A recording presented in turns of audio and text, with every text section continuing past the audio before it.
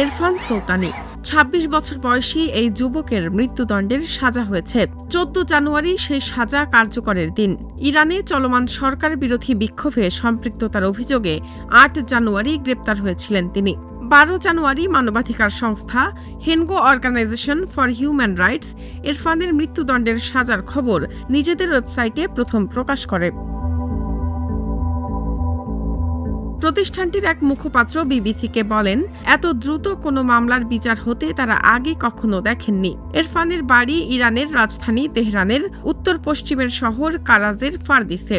হেনগো organisation for human rights সহ বিভিন্ন অধিকার সংগঠন ও সংবাদ মাধ্যম জানাচ্ছে, ৮ জানুয়ারি গ্রেপ্তার হওয়া ইরফানের পরিবারের সদস্যদের ১১ জানুয়ারি জানানো হয় বিচার শেষ হয়েছে।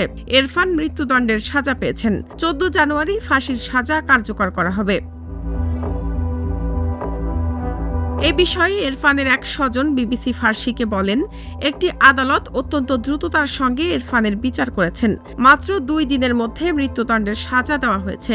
সংশ্লিষ্ট একটি সূত্রের বরাতে হেনগো অর্গানাইজেশন ফর হিউম্যান রাইটসের ওয়েবসাইটে বলা হয়েছে, ইরফানের বোন আইনজীবী। তিনি ভাইয়ের হয়ে আইনি লড়াই চালাতে চেয়েছিলেন, কিন্তু কর্তৃপক্ষ তাকে এ কাজে বাধা দিয়েছে। সাজা ঘোষণার পর ইরফানের সঙ্গে শেষবারের জন্য দেখা করতে পরিবারের সদস্যদের মাত্র ১০ মিনিট সময় দিয়েছে কর্তৃপক্ষ। ভারত ভিত্তিক সংবাদ মাধ্যম দ্য সানডে গার্ডিয়ানের এক প্রতিবেদনে এ তথ্য উঠে এসেছে। আইনি প্রক্রিয়ার বিষয়ে প্রতিষ্ঠানটির মুখপাত্র আওয়ার শেখি বলেন, এ মামলা প্রমাণ করছে ইরানের সরকার দেশটির মানুষকে দমন করতে ও ভয় ছড়িয়ে দিতে এমন কোনো কৌশল নেই যা ব্যবহার করছে না। বিক্ষোভকারীদের ফাঁসি দেওয়া নিয়ে ইরানকে হুমকি দিয়েছে মার্কিন প্রেসিডেন্ট ডোনাল্ড ট্রাম্প।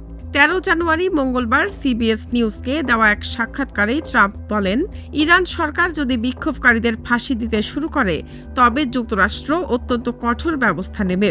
তবে সেই ব্যবস্থা প্রকৃতপক্ষে কী হবে সে বিষয়ে তিনি বিস্তারিত কিছু জানাননি।